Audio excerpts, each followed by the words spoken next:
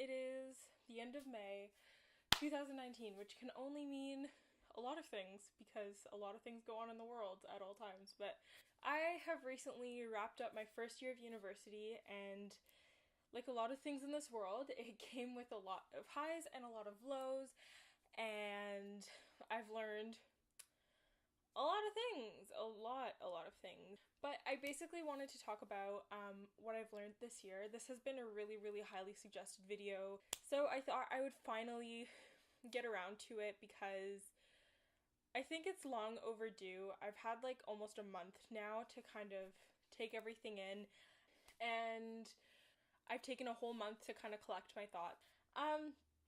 So basically my first kind of, not even grand revelation, because I've always kind of known this, it's a matter of putting it into effect, and that has just been to prioritize myself and understand that I am not, whoa, okay, this is so stupid, I don't know how to speak.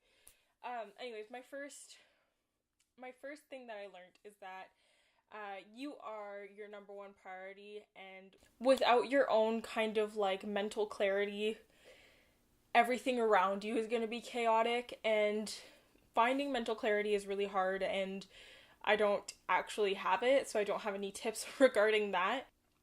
Basically, I kind of made friends with everyone, which was great. I loved just kind of knowing a lot of people and having like all of these different options for what I wanted to do with my time. That was great. And then within the first week of school, I was making different friends, and like in my head, I learned something from everybody that I let in, and I learned something from every experience that I have, because at the end of the day, you kind of have to. But I let in some people that were very toxic, and every single part of me was burnt out by the middle of like first semester. Thank goodness that Christmas break was a month long, because I needed that so desperately. But it was crazy, like I was being pushed around and like constantly pressured into doing things I didn't want to. And that really, really sucked on like a monumental level, because I couldn't be happy.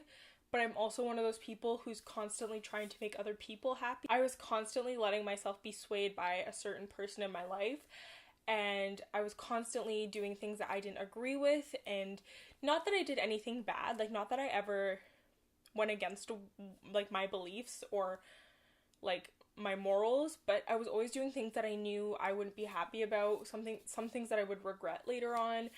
Just like having me in this toxic mindset of being a child, and I am not a child. Like, I've matured very quickly, and I was constantly doing things that kind of made me question myself and my intentions almost. So that was just so energy and time consuming. So at Christmas break, like I cut ties with that person. I did feel upset about it for a while, but I got over it, and all of the people that I lost in the making that mattered to me, I eventually circled back to and apologized to, and I'm now on really good terms with pretty much everybody involved, and that's honestly okay. That's the best that I could have done. And yeah, so it was basically like I had to get it through my head that I couldn't be happy until I cut off the things that were making me unhappy. My next thing is that not everybody is going to like you, and you're not gonna like everyone, and you shouldn't feel like you have to force people to like you,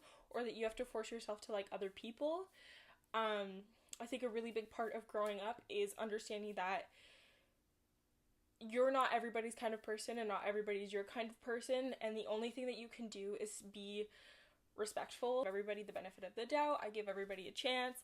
Some people just aren't your kind of people, and that's totally okay.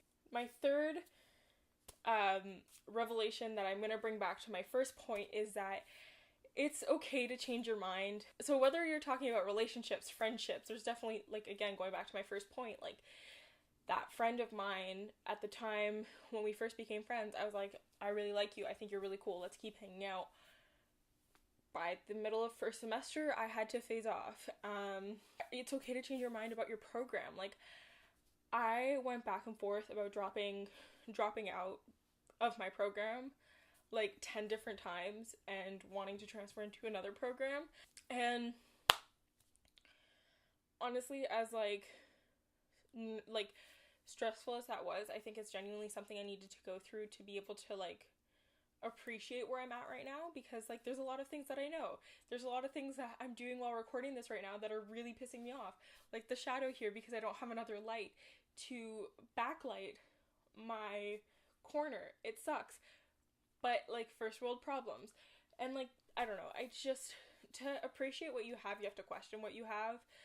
And sometimes, like, I talk a lot about breakup goggles in my personal life, and sometimes those breakup goggles and whatever situation you're in are what make you realize that you do really love what you have. You do really enjoy the life that you're living, or the program that you're in, or the friendship that you have. Like, breakup goggles aren't always a negative thing. I think that they can always be a really beneficial thing.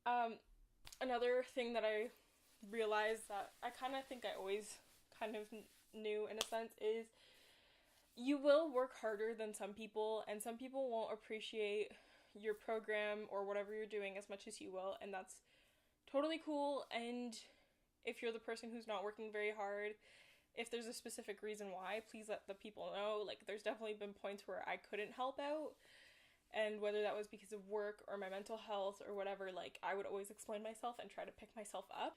But, like, you're not perfect either, so you might hate someone for not doing any work, but unless they actually jeopardize your grade, which has happened to me twice this year, of other people jeopardizing my grade, it's not a big deal. Like, it's gonna happen. You're gonna have to pick up slack for people your whole life. Just build good relationships with the people around you, so if anything happens, you're gonna be okay. This one that I'm gonna tell you guys now is one that is so real, one that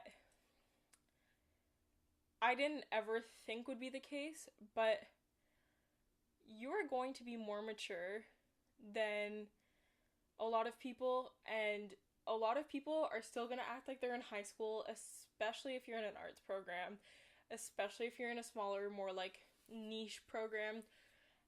Oh my god, like, people don't grow up in the span of, like, 2 months. People are not able to completely flip their lives in the span of 2 months, and that's not necessarily a bad thing, but a lot, myself included, I went into first year being like, everybody's gonna be an adult, and it's not the case. Like, you're gonna want to, like, believe that with everything inside of you, but it's just not the case. I remember struggling with, like, what is a good grade and what is a bad grade in university, and nobody actually bothered to explain to me that unless you have, like, a scholarship, your grades don't actually matter as long as you're passing. And there are a lot of classes that are simply pass and fail, like pass or fail type of thing. And, like, prioritize your work, like, prioritize your workload. And if you get 50% on something you put at the bottom of your list, it's still a pass. You're still passing that class. But honestly, it's not about your grades. In the end, it's about, especially on exams and quizzes, it's not about that kind of stuff. It's about your lab work and your actual creations, at least in my program. And if you're going to beat yourself up over anything, work hard on the things that matter and not the quizzes and the tests and the exams that they're obligated to give you. Just try to aim for that. Try to aim big, obviously, but understand that a 50 is still a pass in most cases. And my last one is, again, going back to my first point, is finding yourself but not hurting other people in the process. And that's one that a lot of people struggle with. University is about, and college is about finding yourself, and there are many different ways to do that. It's about how you go about it and how you treat people in the process. I think I still have a lot of growing up to do. I have a lot of things that I need to learn about myself still, but none of it in my plan to explore those things is to hurt anyone. I don't know if any of this video makes sense. That's all for today's video. If you enjoyed it, please give it a thumbs up. This is kind of like off the top of, well, not off the top of my head, but like the main things that I've learned this year, and just kind of not in an academic way, of course, in a more like personal way, but I'm thinking of making some videos about my program because I've had a lot of people reach out to me this year asking about it. People who want to apply for it, people who are about to interview for it. So I think I'm going to make a video series about that at some point. But for now, this is all I have for you guys, and I hope you guys enjoyed it.